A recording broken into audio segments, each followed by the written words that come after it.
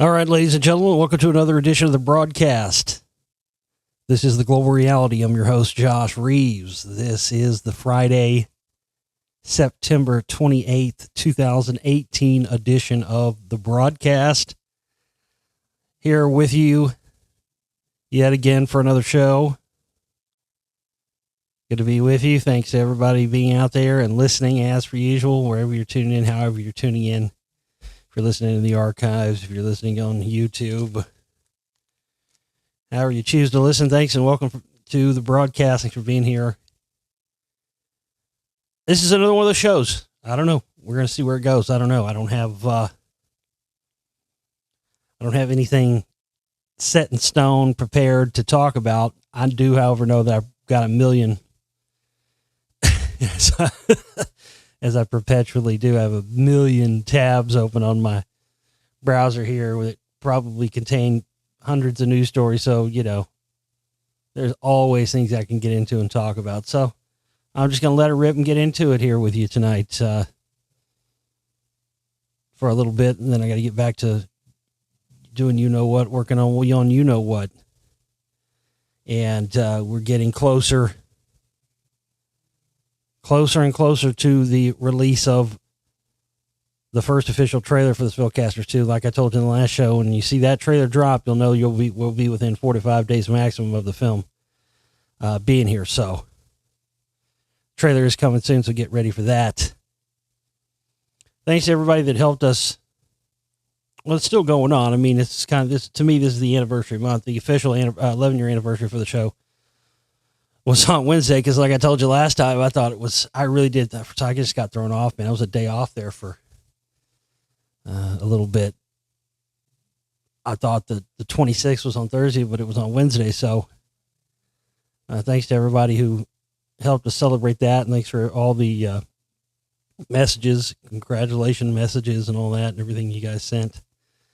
Very much appreciated. Again, it's none of it's possible without you. So you guys deserve a congratulations as well,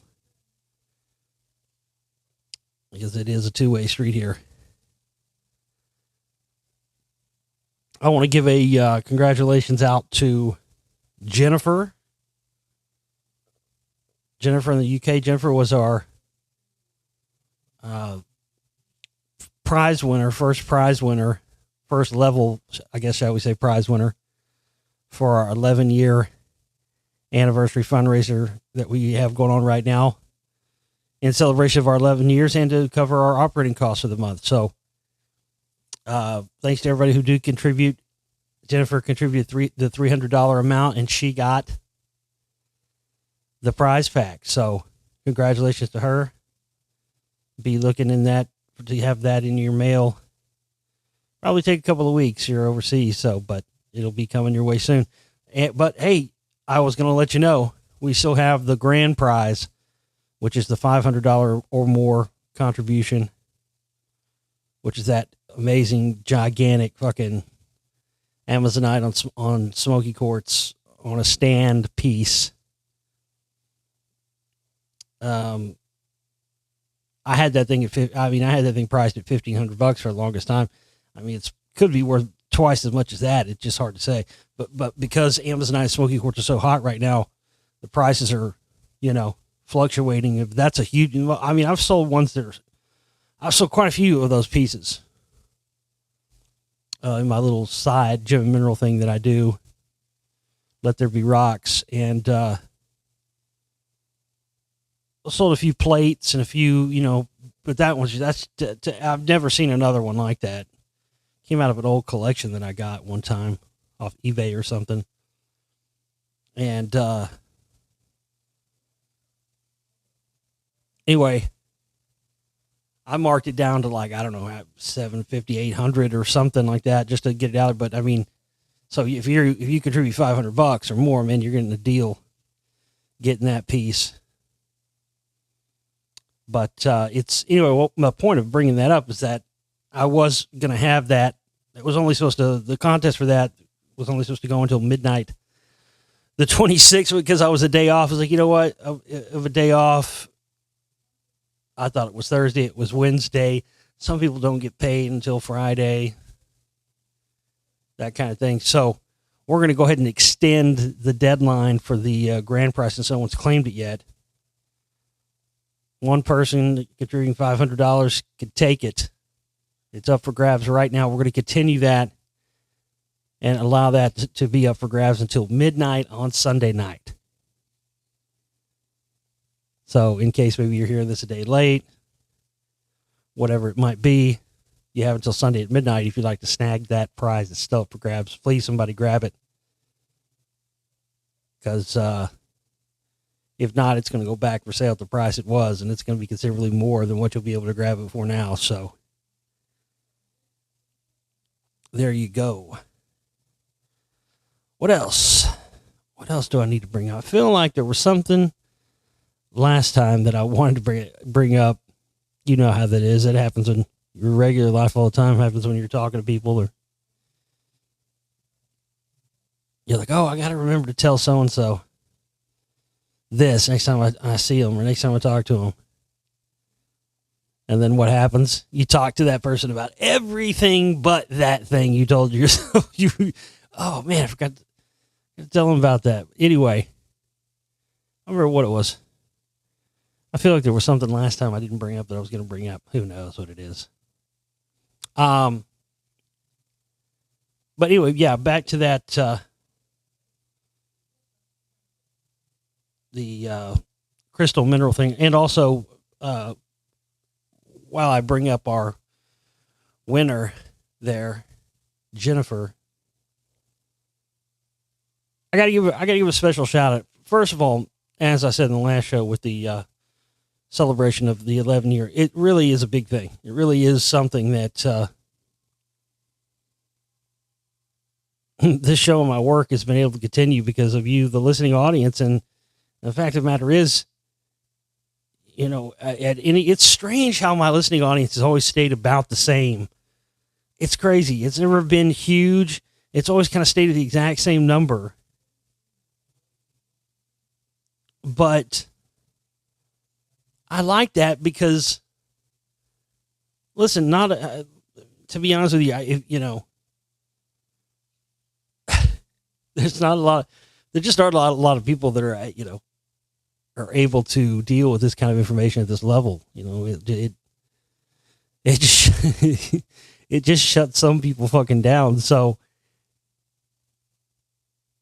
I don't know. I've always just kind of considered. And listen, you guys know I've talked to a lot of you guys off air and emails. I mean, I do have a special audience. I don't know any other way to say it. I don't mean that in a bad way. I mean, there are those too. There are the special people. You know the ones I'm talking about. But no, really, I really do feel that way. I think that there's a lot of you out there that are on a different level than in your own lives than other people. And that, of course, I think is why, probably in a way why you like my stuff too. Kindred spirit sort of thing. Anyway, I want to give a special shout out to all of our UK listeners and supporters. The reason is because I got to tell you, being an American and being from America, the Amaruca, the land of the feathered serpent here.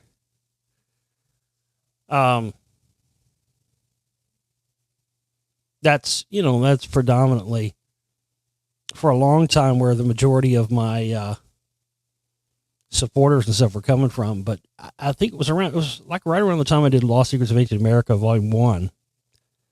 Actually, it became such a thing for so long. I'm saying something like, let me see, 7.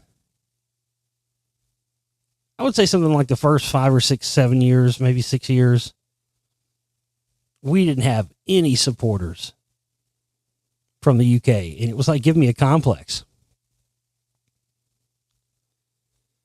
Because I was, and I did one time on the show back when we were getting no support from people in the UK. I did kind of go on a rant against people from the UK. I can't say kind of. I did. I went off. And it wasn't nice. And I went off on fucking slimy limeys and fucking fucked up teeth and spotted tea and all that shit, you know. It was a long time ago, but it was pretty fucking funny. I remember, if I remember it correctly. I wouldn't know where that was, or you know what show. It was a long time ago, but I did, you know, go on a rant against people from the UK for a long time when we weren't getting. And then something happened. I don't know what it was. It was even, and this was even probably at least 2 or 3 more years after I even initially said that thing. It wasn't like I said that and immediately I started getting support from the UK. Far from it. It was another 2 or 3, 4, maybe 4 years after that. I don't know. I don't know what happened. I don't know what changed. But I got to tell you, again, you know, always I think the majority of my supporters have come from the United States, of course, where I'm from. But I got to tell you, man, got to give it up hard for all of you in the UK. I got to give it up hard. We have a constituency of Global Reality family all across the UK. I'm talking about Ireland, Scotland, England, North, Middle, South. I mean, all areas. I didn't even know there were this many named locations in England until I started hearing from our listeners and supporters out there in the UK. Unbelievable. Derbyshire and fucking, I can't even remember all of them. Truro, where just all over the place.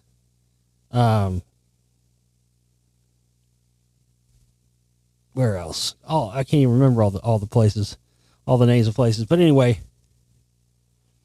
my point is, I just want to give a special shout out to those in the UK to remind me of that, because our winner Jennifer was from the UK for the first prize. So man, I really want to give a special shout out and thanks to all of you in the UK.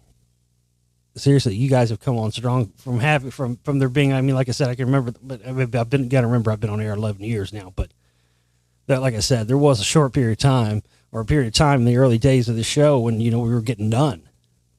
And now you guys have become a force to be reckoned with. So please keep it up. And, man, it's fucking awesome that we're getting that many more people. There's a lot of people in the UK that listen to the show.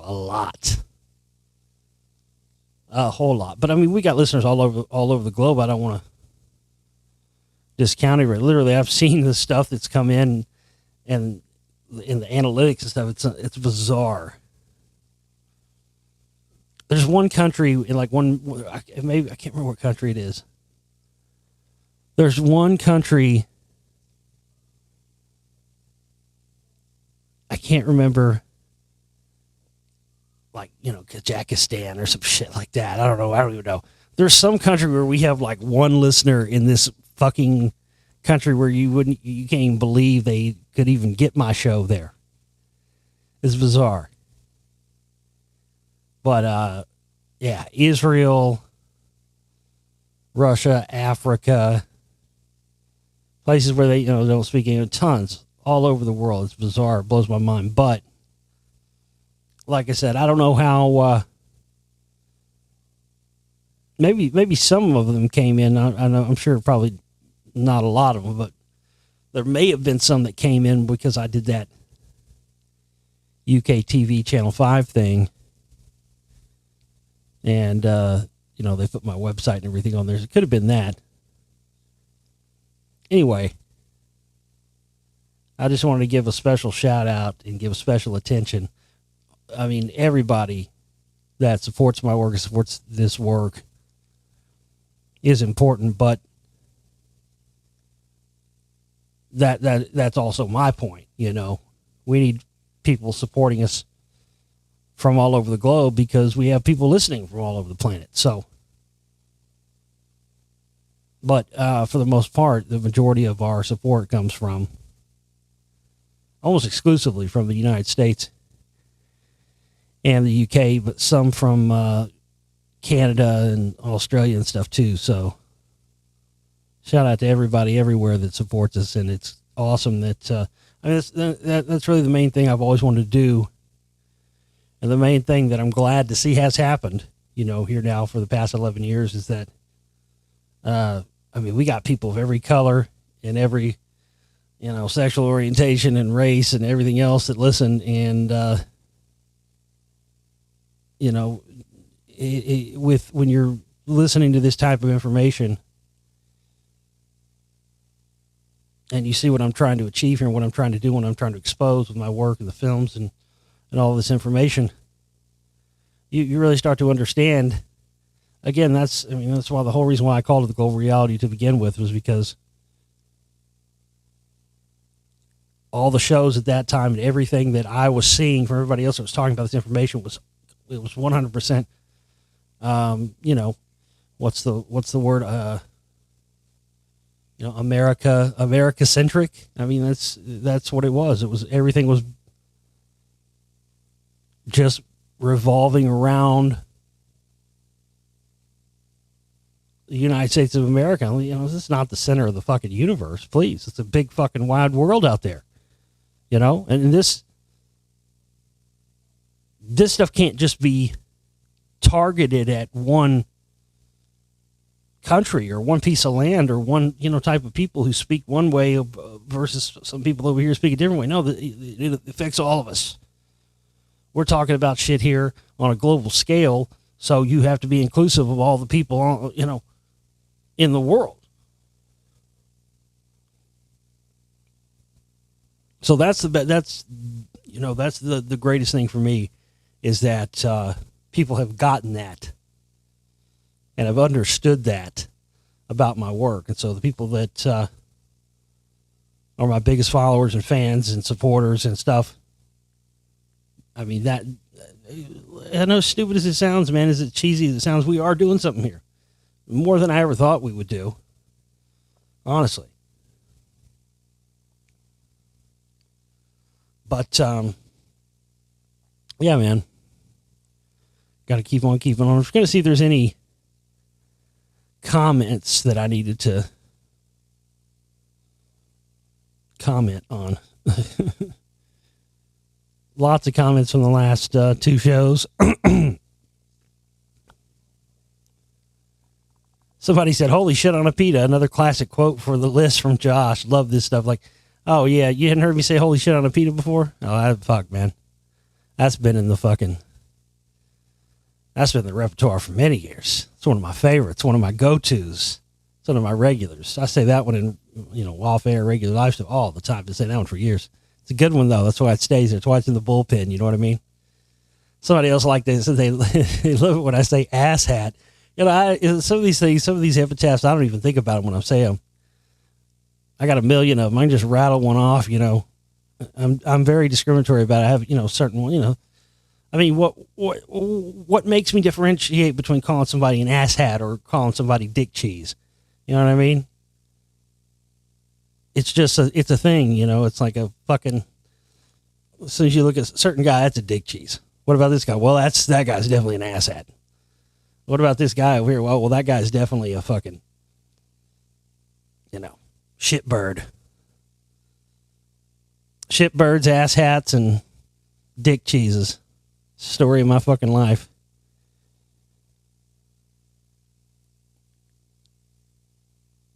What else?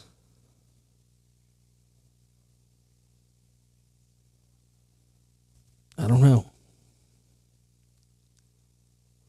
Oh, here's one. Here's an interesting comment. Word on the street is that Jones and Corsi are paying YouTubers $9,000 a month for 3-month contracts. What? I hadn't heard that. Well, shit, it makes sense, don't it? If that's true, let me tell you something. If that is true, then again, the prosecution rests, Your Honor. I mean, fuck, what more evidence do you need? I mean, all this stuff that's been happening with Jones, we all know this is all part of this major psychological operation. It's a major, big funded thing. It's all being staged.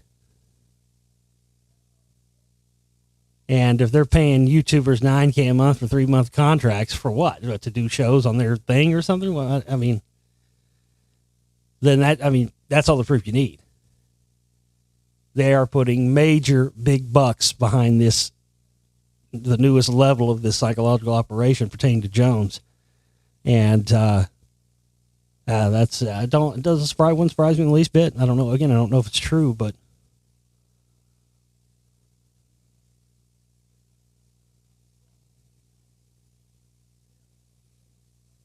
what else?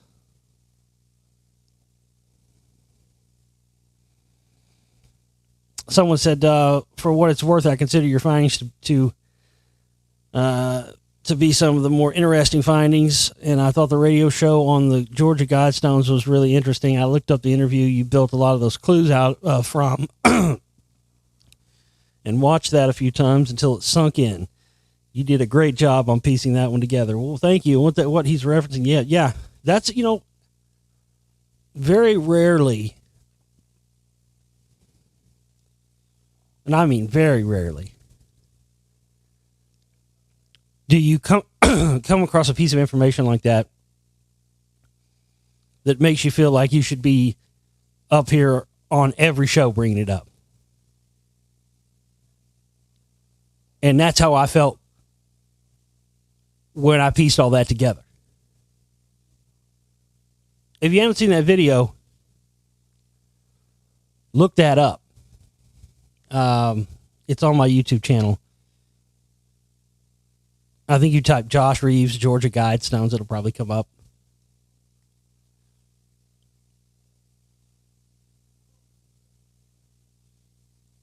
But, yeah, I mean, that was a huge revelation. Because, I mean, especially all the stuff that I had already uncovered in the Spellcasters Volume 1 and in 1.5.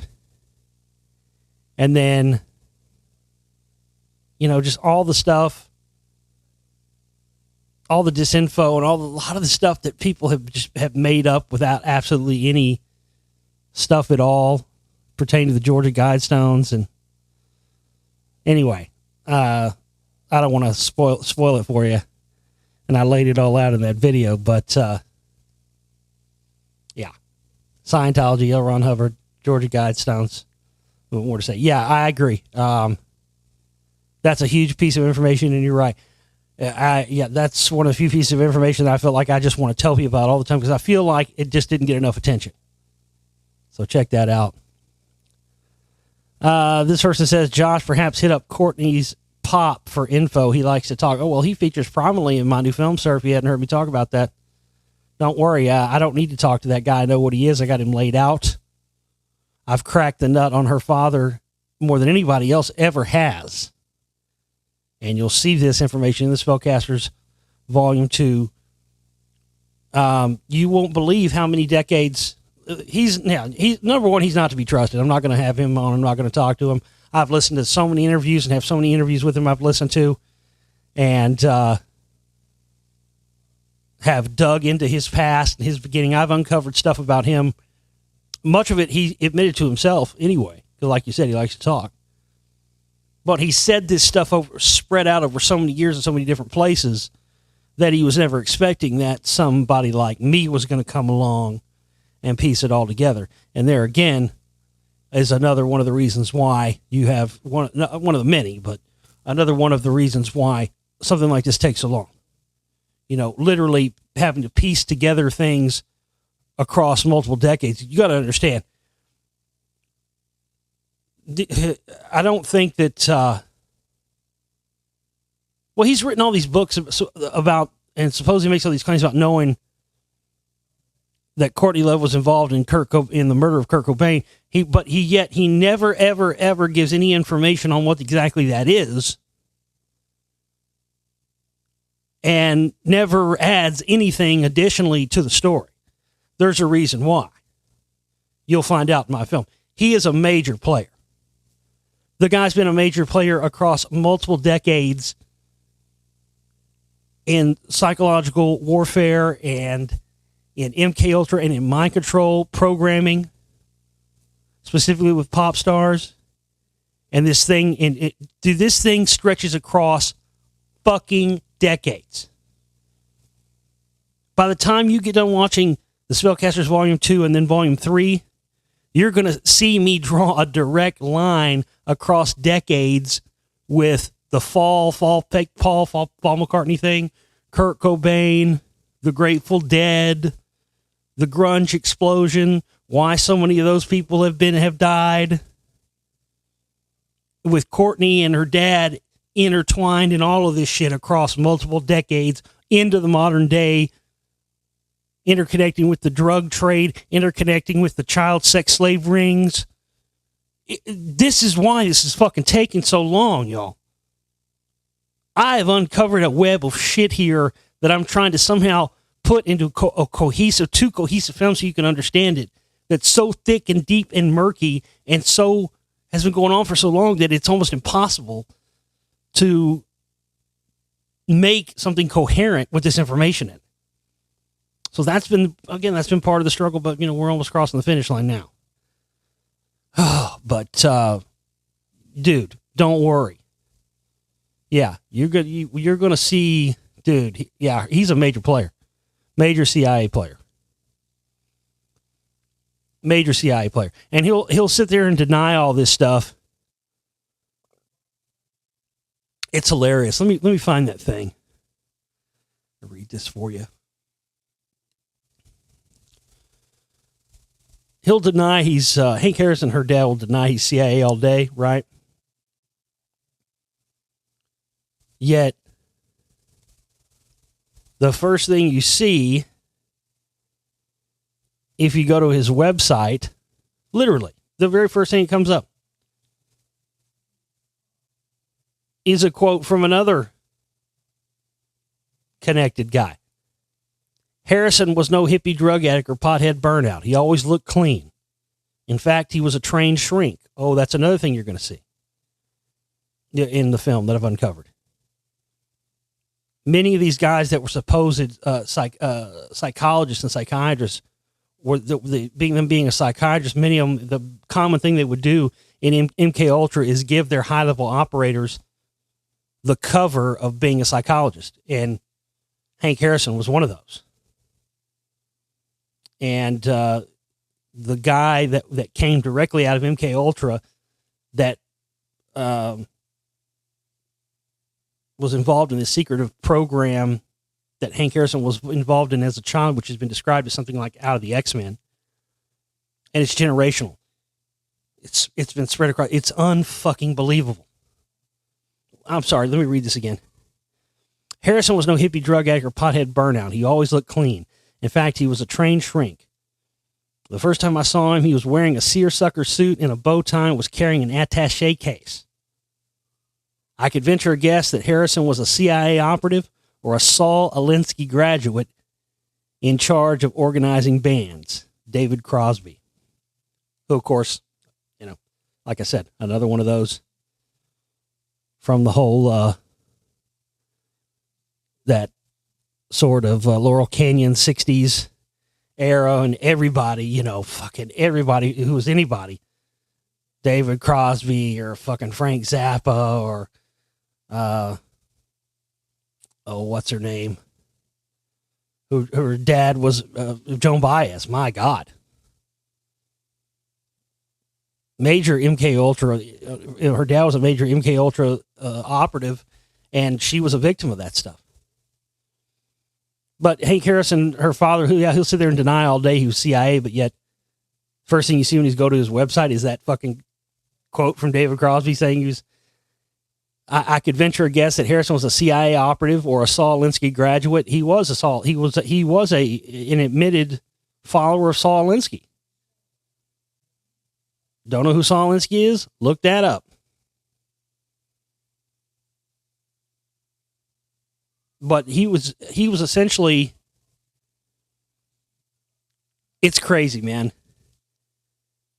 the CIA was at that time. When you think about the timeline when this was happening, again, this ties in with the death of Kennedy.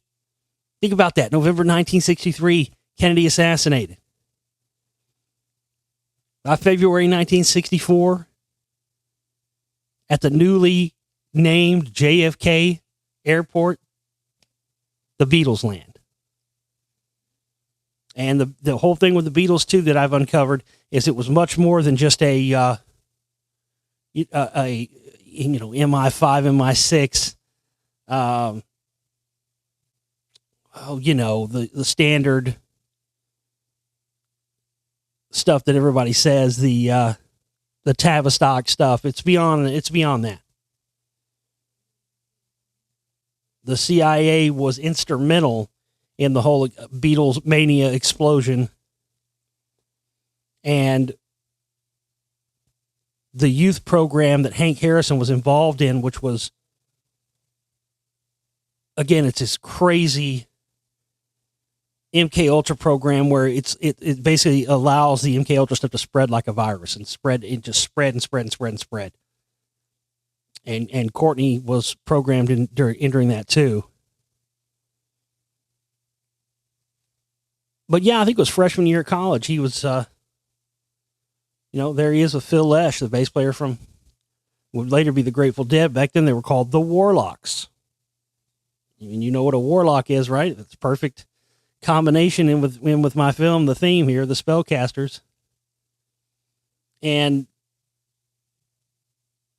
that's what he wasn't their man. People say Hank Harrison was their manager. He wasn't really their manager, but he was there on the ground floor during the time in which, in conjunction with the CIA, this band, the Warlocks, was transforming into the Grateful Dead with acid that Hank Harrison was making on behalf of the CIA, the acid test stuff, all of that. Him giving it to Courtney when she was, 4 or 5 or 6 or however old she was, all that stuff. And yeah, I can't get into it anymore. I'm sorry. You're just gonna have to wait for the film. There's so much to this, but it connects into the modern day, and the Courtney stuff, and then the more recent stuff with more recent people who died, like Chris Cornell and others. It's just unbelievable. So many things are going to be uncovered in this film series, and showing how they all connect from right now all the way to, the assassination of Kennedy, the landing of the Beatles, the full fall stuff. Jesus, man. So again, be patient. It's coming. It's going to be done soon, but you have to understand that this project is unlike anything I've ever taken on. I've never taken on anything like this because I didn't expect that I was going to be uncovering what I had. I just, it was just kind of be a, sort of a snapshot of some of the various musical conspiracies through the years, and showing how they relate to some of this other information. Whew. I didn't think it was going to become this. Kind of reminded me of another piece of information, like I brought up a minute ago. Well, with what one of our listeners brought up about the L. Ron Hubbard Georgia Guidestones thing that I did, and uncovering that. And, how I mentioned that's one of those pieces of information you don't come across very often, that you just feel like you should want to tell people about every single day, I'll tell you another one of those. I don't know what made me think of this, but there was another time, I can think of several other times like that.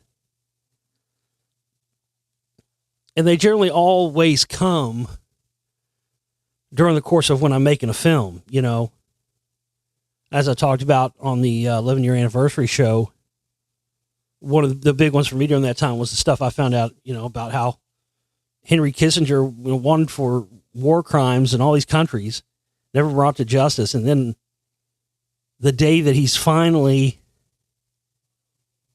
going to court, going to trial for war crimes, 9/11/2001.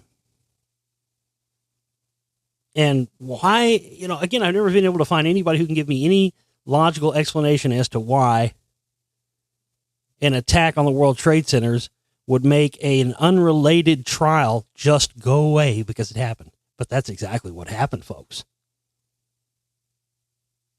The towers came down, the trial was canceled, and that was it.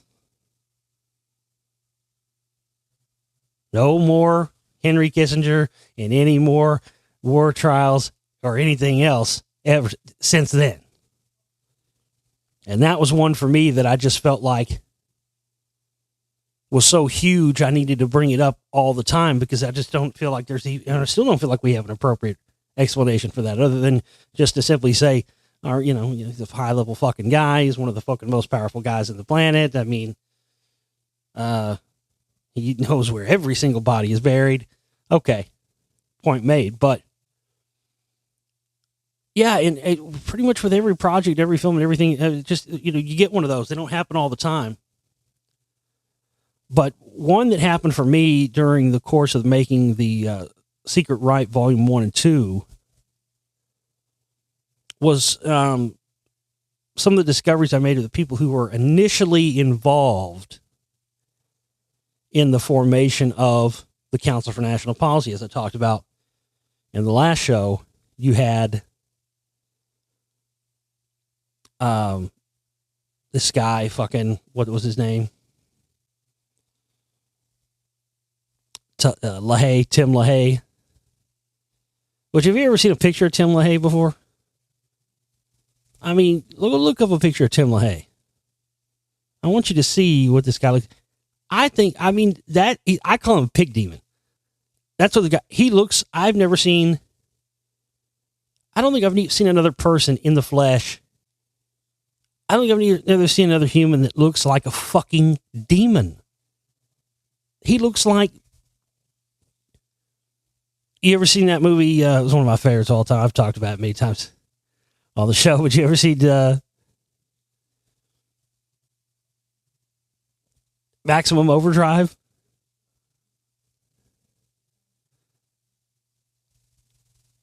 Okay, I'm going to do this myself.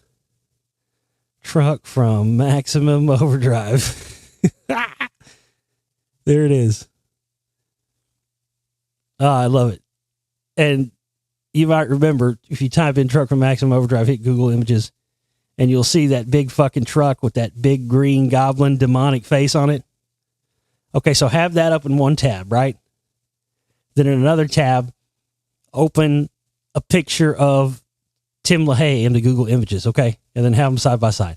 And then take your cursor and bounce back and forth between the Happy Toys goblin face truck and Tim LaHaye. That's a fucking demon. Look at that. It's uncanny, isn't it? That motherfucker is a goddamn demon. He wrote those Left Behind books. And there's, in that very first, he wrote a bunch of them, but in the very first one, it's interesting. There's it's interesting the parallels in that. There's, you know, I've talked about that book before. I don't feel like anybody's really sunk into people.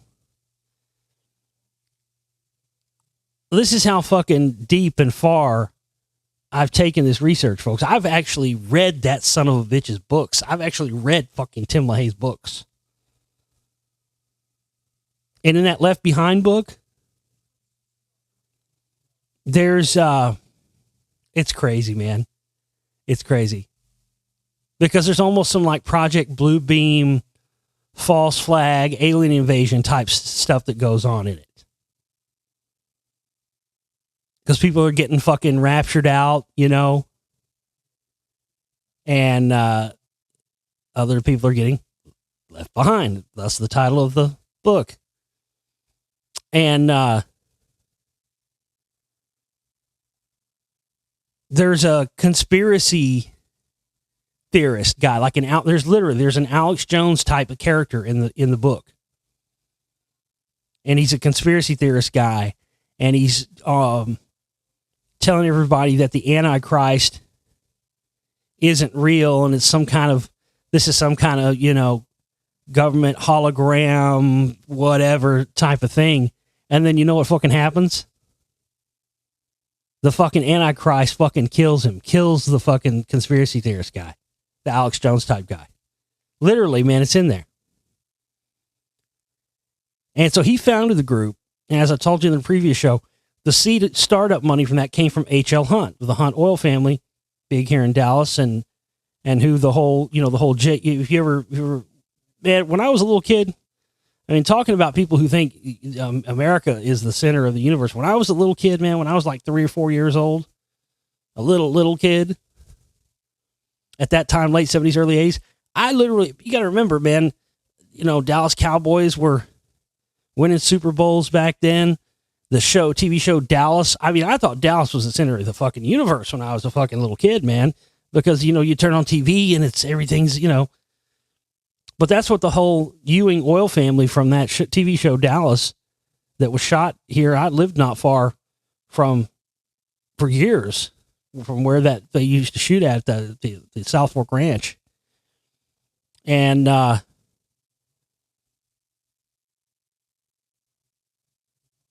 the Hunt oil family provided the startup money to Tim LaHaye for this group. And when you look at the people who were in the board of governors and the board of directors and all this stuff, you had the, what's his name? The Blackwater guy.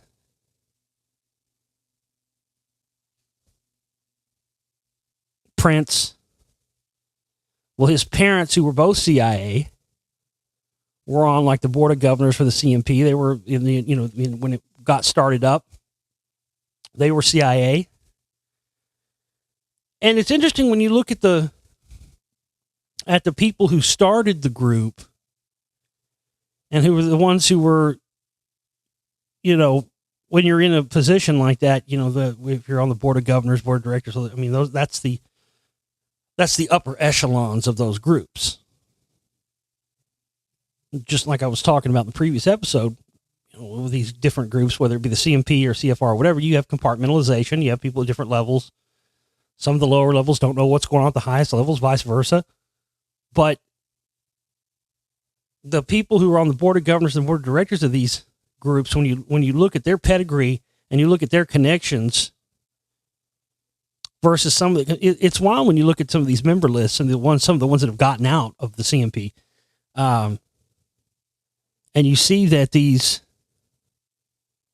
just runs the gamut. You got people who are local pastors of their local church who are members. Maybe some of these guys are involved in some stuff, but a lot of them aren't. But when I was doing that research and looking at all that, the one that stuck out for me and has always stood out, and it's another kind of one of those things, like I said, you just want to fucking tell everybody about this every day. The biggest thing that stuck out for me on the signatory papers during the founding of the Council for National Policy was Dr. Edward Teller. Again, I've had many arguments, many debates with people that try to downplay this information, people that try to downplay the CMP information. And they try to say, oh, it's just this group. It's just a group where they get together and talk and this, that, and the other. No, it's just a bunch of religious right zealots. Well, Dr. Edward Teller was an Ashkenazi Hungarian Jew and one of the most esteemed theoretical physicists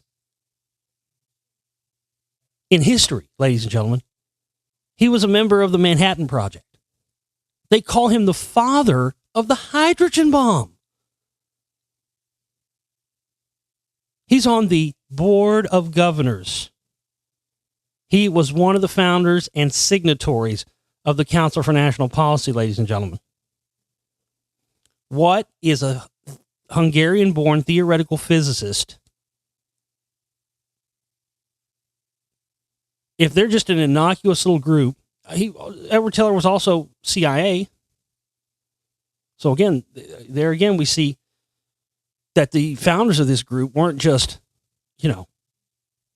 religious right zealots and church fucking, pastors and old big money right wing people. These were high level people that really, at the end of the day, of course, coming from Budapest, Hungary, again, that's a communist country, just like I was telling you about recently with the stuff about, Red Ronnie and how many of these guys in these groups, I mean, whether it be left or right, they're all serving the same people, just like the people you had, during the whole Red Scare, the commie Red Scare thing.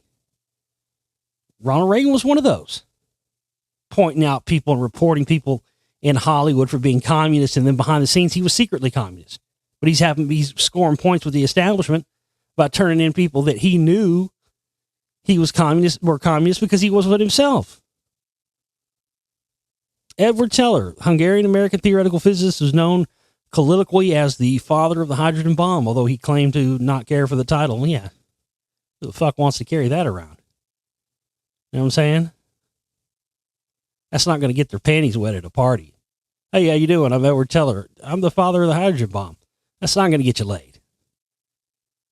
He made numerous contributions to nuclear and molecular physics, spectroscopy, in particular the Jean Teller and Renner Teller effects, and surface physics. His extension of Enrico Fermi's theory of beta decay in the form of Gamow-Teller transitions provided an important stepping stone in its application, while the Jean Teller effect and the Brunauer-Emmett-Teller theory have retained their original formulation and still are mainstays in physics and chemistry today. Teller also made contributions to the Thomas Fermi theory, the precursor of density functional theory, a standard modern tool in the quantum mechanical treatment of complex molecules. In 1953, along with Nicholas Metropolis, Ariana Rosenbluth, Marshall Rosenbluth, and Augusta Teller co-authored a paper that is a standard starting point for the applications of the Monte Carlo method to statistical mechanics. Throughout his life, Teller was known both for his scientific ability and his difficult interpersonal relations and volatile personality. He was an early member of the Manhattan Project, charged with developing the first atomic bomb. During this time, he made a serious push to develop the first fusion-based weapons as well, but these were deferred until after World War II.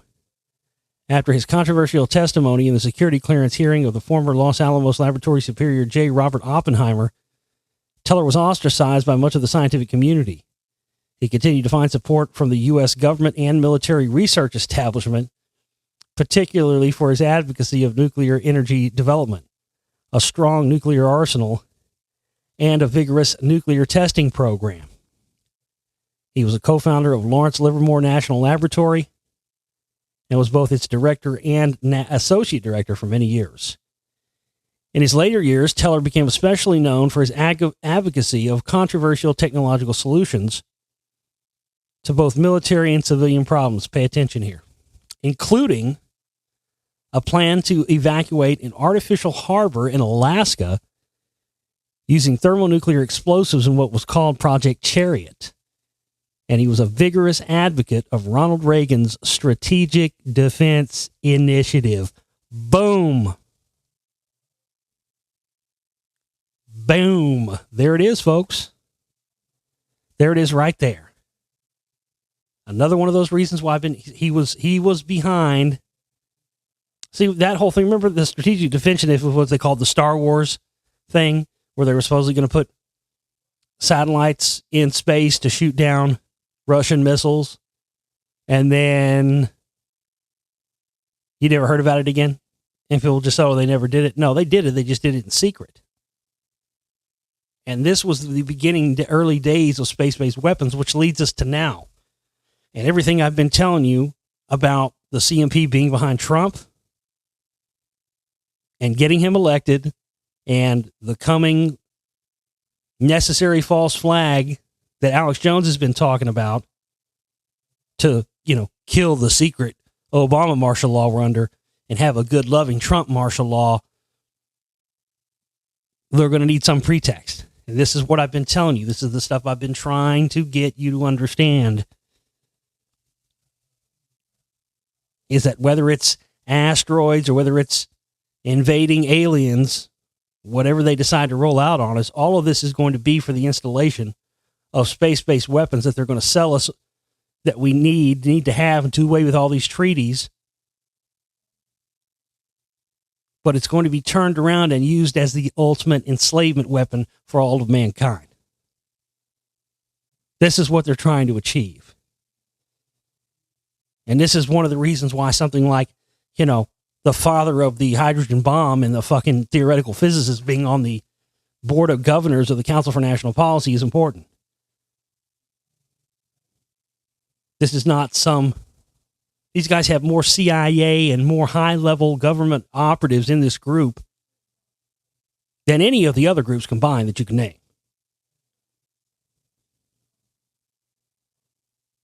This is where you start getting into the true shadow government stuff. And this is why I've been warning you about these guys and Alex Jones for all these years.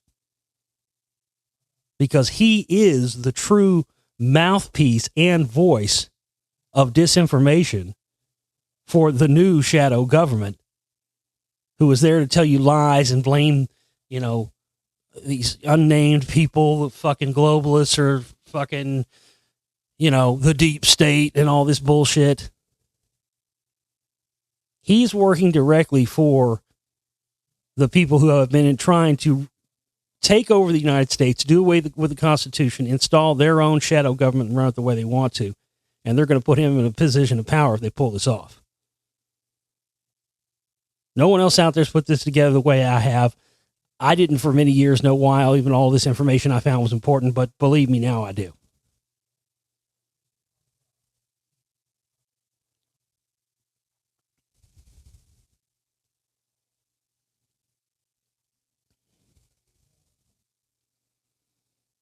Okay. So, a quick update for you here for our fundraising efforts for the month. We're doing a lot better than we were this time last month, I got to say. We got to have a minimum of, we've got about $1,250 of our goal left, and we raise at least a minimum of $800 by noon on Monday, we'll be good, and we can get the rest a couple of days after that. But hey, we're in better shape than we were last week. We just need everybody to be able to contribute, and everybody putting in something. 8 people put in $100, and everybody that puts in $100 or more is going to get a free download of Volume 2 when it comes out. So there you go. What we need is one person to claim that $500 prize, and then like 5 other people to come in at $100 each. Will be gravy. But let's not get ourselves into any red alert territories again this month where it comes down to the wire again, okay? Because we're close, and all it's going to take is a few more people pitching in and chipping in, and we'll be there. So many hands make light work. But I got to get back to work on this film, speaking of that. So be looking for that trailer to come very soon, and then that's when you know the film will be ready not too long after that. I love you guys. We'll see you soon. Take care.